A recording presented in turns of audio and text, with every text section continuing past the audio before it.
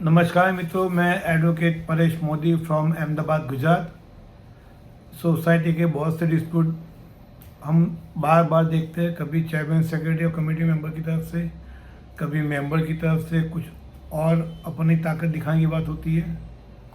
तो ultimately society का management बाजू में रहता है और मेंबर एक दूसरे के ऊपर सुप्रीम बनने की बात पे आ जाता है, और ये हर सोसाइटी में देखा हुआ है। आज एक ऐसे सब्जेक्ट को लेकर मैं आया हुआ हूँ कि जो आपने, मैंने और जितनी भी सोसाइटियाँ हैं, चाहे वो हाउसिंग सर्विस सोसाइटी हो या हाउसिंग सोसाइटी, हम सब लोगों ने कहीं ना कहीं इसको थोड़ा थोड़ा झेला है, देखा है, और इसको हम लोगों ने भुगता भी है। तो मैं बात करूँगा आज एक ऐसी चीज़ की, तो ना इसके अंदर सोसाइटी की तरफदारी है, ना इसके अंदर मेंबर्स की तरफदारी है। एज पर लॉ और एज पर जजमेंट जो इंटरप्रिटेशन होता है और जो मेरा लीगल ओपिनियन बनता है वो मैं शेयर कर रहा हूँ यहाँ पे। तो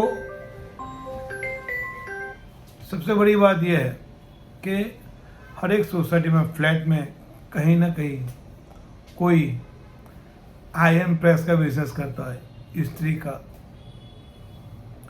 कोई पस्ती का बिजनेस करता है, कोई ग्रुप ट्यूशन घर में चलाता है, कोई सिलाई मशीन चलाता है,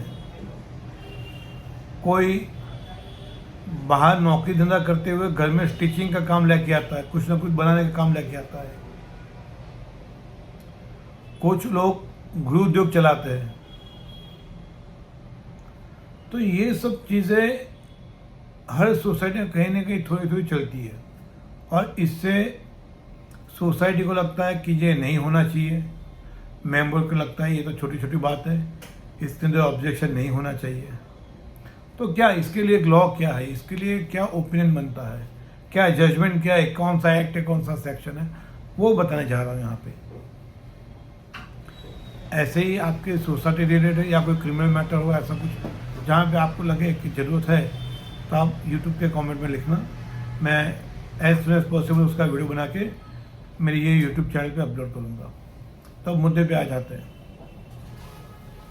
तो अगर सोसाइटी में ऐसी एक्टिविटी हो रही है तो क्या वो लीगल है या नहीं है, और अगर इलीगल है तो कैसे इलीगल है, कौन सा एक्ट है। अपने यहाँ पे गुजरात में गुजरात कोऑपरेटिव हाउसिंग सोसाइटी के लिए गुजरात कोऑपरेटिव रूल्स 1961 बना हुआ है। उसमें बाद में बार बार अमेंडमेंट आते गए, सुधार होता गया, नया नया उसके अंदर जुड़ता गया। इसके अलावा गुजरात ऑनरशिप फ्लैट एक्ट 1973 है, जो फ्लैट का जो कंसेप्ट आया, तो वो यानी उसके अंदर ज़मीन के अंदर वराडे पड़ता है, हिस्सा होता है, और एक दूसरे को एडजस्ट करना पड़ता है, आवाज़ आती है, अपने ऊपर भी कोई रहता है, कोई थोड़ा लीकेज सीपेज कुछ ना कुछ चलता रहता है। तो ये सब बातों को थोड़ा डिफाइन करते हुए और एक स्पेशल लॉ बना के इन लोगों ने गुजरात ऑनरशिप फ्लैट एक्ट 1973 बनाया। इसके अलावा ऐसी बात, अगर कोई कॉर्पोरेशन की प्रीमाइसिस में ऐसे फ्लैट्स है, ये सब हो रहा है, तो जैसे अहमदाबाद की बात करेंगे तो अहमदाबाद म्यूनसिपल कॉर्पोरेशन के जो लॉस है वो एप्लीकेबल होते हैं इस चीज़ के अंदर। ज़्यादातर हाउसिंग सोसाइटी ऐसी चीज़ को परमिट करती है कि कोई बात नहीं, चलता है तो चलने दो, अगर मेंबर दो पैसा कमाता है तो कोई दिक्कत नहीं, न्यूसेंस तो हो नहीं रहा है।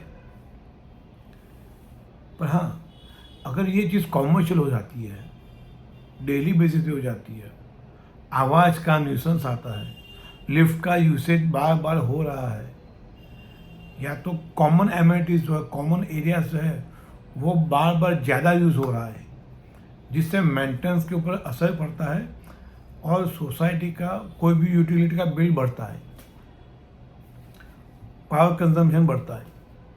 तो गुजरात कोऑपरेटिव सोसाइटी एक्ट के मुजब अगर ऐसा कुछ होता है, अगर न्यूसेंस क्रिएट होता है, अगर कोई ग्रो उद्योग करता है, बार बार स्मेल आती है और नेबर उससे इरिटेट होता है, ट्यूशन के लिए बच्चे बार बार लिफ्ट में आते हैं जाते हैं, लिफ्ट ज़्यादा यूज होता है, कोई सिलाई के लिए कच्चा माल लेके आता है, पूरे गोदाम में थान के थान कपड़े के लेके आता है, ऊपर चढ़ाता है, सिल्क की कटिंग बटिंग करके नीचे लाता है, इससे लिफ्ट बार बार यूज़ हो रही है या लिफ्ट के ऊपर बर्डन आ रहा है। तो ये सब बातों के लिए सोसाइटी के पास पावर्स हैं कि वो अपने बायलॉज में ये चीज़ को ऐड करे। और देखिए, सोसाइटी में बायलॉज में कोई चीज़ को ऐड करने के लिए जिला रजिस्टर का परमिशन चाहिए। पेटा कायदा आप ठराव में बना सकते हो, मेंबर की बहुमति से बना सकते हो, पर अगर ऐसा कोई चीज़ है तो आपको वो जिला रजिस्टर से अप्रूवल कराना चाहिए, बाद में वो बायलॉज में ऐड होता है। तो इसके लिए आपको बायलॉज में ऐड करना पड़ेगा। अगर बायलॉज में ऐड नहीं करते तो भी सोसाइटी ये ठहराव कर सकती है। और ऐसे मेंबर्स से मेंटेनेंस जो रेगुलर है उसके उपरांत नॉन ऑक्यूपेंसी मेंटेनेंस, जो मैंने बोला था पिछली बार, नॉन ऑक्यूपेंसी चार्जेस लगता है, वो अप टू 10% है, वो ज़्यादा ले सकती है। अगर लगता है कि सिर्फ 10% से भी ये रिकवर नहीं होता है तो ऐसे मेंबर के लिए सिर्फ लिफ्ट के लिए या ऐसा कोई ज़्यादा यूज़ हो उसके लिए एक्स्ट्रा मेंटेनेंस चार्जेस इन स्पेशल कैटेगरी, ऐसा करके आप बायलॉज में चेंज करके या आप उसका रेजोल्यूशन बना के बाद में जिला रजिस्टर से अप्रूव करा के इसका आप चार्ज कर सकते हो। पर वो सब्जेक्ट टू ओवर यूसेज होना चाहिए, सिर्फ हैरान करने के लिए ये सब नहीं करना चाहिए, और सब्जेक्ट टू न्यूसेंस होना चाहिए या ज़्यादा पावर कंजम्पशन या ज़्यादा यूसेज होना चाहिए, तो ये सोसाइटी कर सकती है। गुजरात फ्लैट ऑनरशिप एक्ट की बात करेंगे तो वो गुजरात ऑनरशिप फ्लैट एक्ट, वो जो ऑनर है, ऑनर को अपने फ्लैट में रेजिडेंस के अलावा कुछ उससे रिलेटेड वर्क उसको करने के लिए अलाउ करती है, पर वो कॉमर्शियल नहीं होना चाहिए या वो एकदम मिनिमाइज लेवल पे होना चाहिए, तो वो इसके अलाउ करती है। पर अगर वो मिनिमाइज से एवरेज या मेंटेनेंस के ऊपर इसके ऊपर बर्डन बनता है या मैक्सिमाइज हो जाता है तो सोसाइटी बैन कर सकती है, इसको चार्ज भी कर सकती है, बैन भी कर सकती है, मना भी कर सकती है। ज़्यादातर वाटर और लिफ्ट के यूजर के लिए ये चीज़ लागू पड़ती है। अब बात करेंगे म्यूनसिपल का लॉ। अहमदाबाद म्यूनसिपल कॉर्पोरेशन के जोनिंग होता है। अगर कॉमर्शियल एक्टिविटी है तो सोसाइटी के अप्रूव होनी चाहिए, और अगर आप पीजी चलाते हो या आप खुद रह के कोई और एक्टिविटी करते हो तो होम स्टे पॉलिसी है 2020, उसके अंदर आपका रजिस्ट्रेशन होना चाहिए, उसकी फीस, लाइसेंस, वो सब एज पर नॉर्म्स होने चाहिए। अगर कोई कॉमर्शियल एक्टिविटी होती है तो शॉप्स एंड एस्टेब्लिशमेंट का रजिस्ट्रेशन भी होना चाहिए, पर ये सब बात subject to approval of society होती है।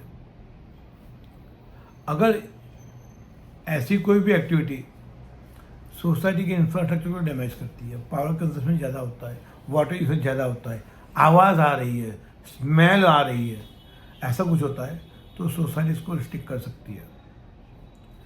अब इसके लिए क्या जजमेंट है और क्या जजमेंट कौन सी कोर्ट ने किसके फेवर में दिया, उसका क्या इंटरप्रिटेशन है, बहुत शॉर्ट में बताऊंगा। मुंबई हाईकोर्ट का एक mister Mohinder Singh versus housing society 2011 का एक जजमेंट है। Running tuition from a flat was deemed not a violence unless it cause nuisance of और इंफ्रास्ट्रक्चर ओवर यूज। फ्लैट में ट्यूशन चलाना वो वायलेंस नहीं है अगर ज़्यादा यूसेज होता है लिफ्ट का, या ज़्यादा आवाज़ आती है, न्यूसेंस होता है, घर से बाहर आवाज़ आकर अड़ोस पड़ोस डिस्टर्ब हो रहा है, तो अगर नहीं होता है तो ये अलाउ है। एक और जजमेंट है Kamal Mehta versus housing society, Mumbai tribunal का ये जजमेंट है। Repeated use of lift for business related movement, अगर कोई स्टिचिंग का या कोई जॉइंट का कटिंग कटिंग का काम करता है, बार बार माल जा रहा है, दिन में 2 बार वापस आ रहा है स्टिचिंग होके, ये सब हो रहा है, तो ये केस के अंदर ट्रिब्यूनल ने ये बोल दिया कि सोसाइटी हायर मेंटेनेंस ले सकती है, और अगर न्यूसेंस हो रहा है तो सोसाइटी इसको रिस्ट्रिक्ट भी कर सकती है। तो ये जजमेंट जब आप ऐसी कोई कंप्लेंट लेके जिला रजिस्टर के पास जाएंगे तो आपके काम में आएंगे, या आप फिर कहीं पे कोर्ट में जाएंगे तो ये सब जजमेंट आपके काम में आएंगे, आपको केस जीतने में मदद करेंगे ये सब जजमेंट। वो जजमेंट थोड़ा ठीक से डिटेल में पढ़ना भी होगा, इंटरप्रिटेशन थोड़ा वेरी भी हो सकता है, पर ये ऑलमोस्ट है, आपको इसके थ्रू जाना चाहिए।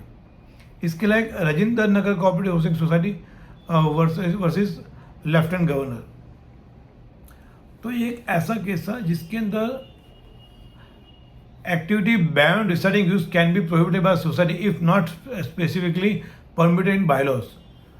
अगर बायलॉज में परमिशन नहीं है तो सोसाइटी इसको उसे टिक करके पूरा बंद करा सकती है। तो ये बहुत ज़रूरी है ये जजमेंट के अंदर। तो बायलॉज क्लियर होने चाहिए। क्या रेमेडी, क्या सोल्यूशन? आप ऐसे मेंबर को लीगल नोटिस दे सकते हो, एजीएम जनरल बॉडी की मीटिंग बुला सकते हो, उसके अंदर स्पेसिफिक इसके लिए कोई ठहराव प्रसार कर सकते हो। उसके बाद बायलॉज में चेंज करके जिला रजिस्ट्रार को आप राइटिंग में इसके लिए अप्रूवल के लिए डाल सकते हो। आप हायर मेंटेनेंस को भी देख सकते हो। तो ये छोटी छोटी बात है, पर अगर ये न्यूसेंस फैलाती है, डिस्टर्बेंस क्रिएट करती है, हवा को, ध्वनि को, स्मेल को वायलेंस करती है, इसको न्यूसेंस बढ़ाती है, तो सोसाइटी इसके ऊपर एक्शन ले सकती है। तो ऐसे ही सब मुद्दे और डिस्प्यूट के लिए, जानकारी के लिए आप मेरे ये चैनल को लाइक कीजिए, सब्सक्राइब कीजिए। और आपका कोई भी लॉ हो, क्रिमिनल लॉ हो, सिविल लॉ हो, या प्रॉपर्टी लॉ हो, फैमिली लॉ हो, डिवोर्स की बात हो, सोसाइटी की बात हो, आप कमेंट डालिए।